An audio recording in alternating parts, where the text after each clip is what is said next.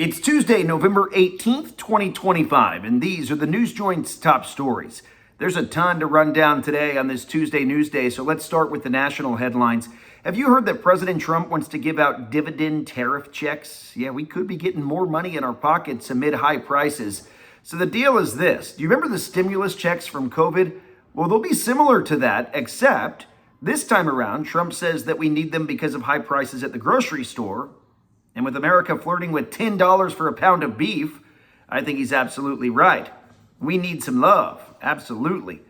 I don't think $10 for a pound of beef, though, is very sustainable, so that's likely to come down. However, dividend checks sound great to me. Show me the money. I don't have any, so I need as much as I possibly can, right? Got to afford that $10 beef. But critics say that it's going to end up costing the United States a bunch of money in the long run. So here we go again, right versus left. It doesn't matter what the issue is. There's pushback on everything. President Trump, though, is the guy in charge, and he says that the U.S. has so much money off of tariffs that we have enough to give Americans a little bit of love. Now, that's only middle income and low income Americans. What exactly that will look like, we'll see a little bit closer to election time, because that is when those dividend checks could come out. How about the timing of that? All right, the other big national story is the redistricting. A federal judge in El Paso, in fact, a panel of federal judges, put a hold on those redistricting maps in Texas. There was all that back and forth between Texas and California, allegations that Texas was gerrymandering.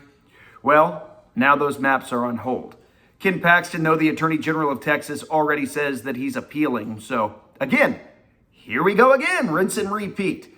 All right, the other deal today is the Caleb Elliott story out of Salina. The former middle school coach and teacher, the son of the head football coach, Bill Elliott at Salina.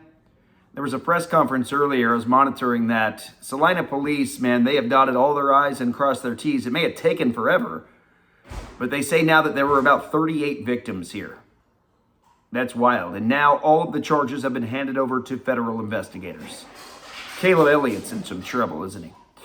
And then the other big top local stories of the day, let's see.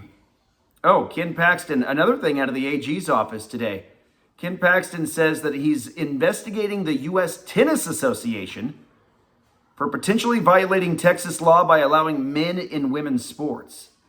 That's something that Ken Paxton has been adamant on, and now he's going after another organization for that. And here's something interesting that we'll wrap up the top stories with. A recent study by WalletHub shows Dallas shoppers average a holiday budget this year of how much do you think? $1,559. Are you going to spend that much? $1,600? WalletHub analyzed more than 550 U.S. cities, factoring in income, age, and savings to expenses ratios to estimate the maximum holiday budgets consumers can reasonably afford. Dallas, $1,559. Interesting. How do you stack up compared to that? Those are the top stories on a Tuesday.